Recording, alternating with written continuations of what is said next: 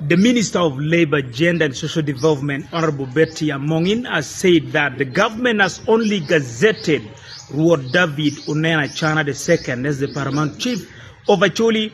Minister Amongi made the remarks on Thursday while paying a courtesy visit to the Acholi Paramount Chief Palace in Badege Division in Gulu City. She noted that the government has gazetted 17 cultural leaders across the country and that Rwot Acana is the only Paramount Chief of the Acholi people.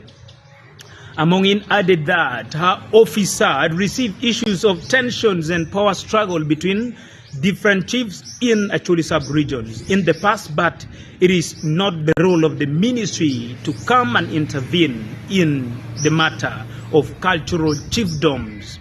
She appealed to the chiefs in Acholi sub-region to work together to promote culture and social development of the people.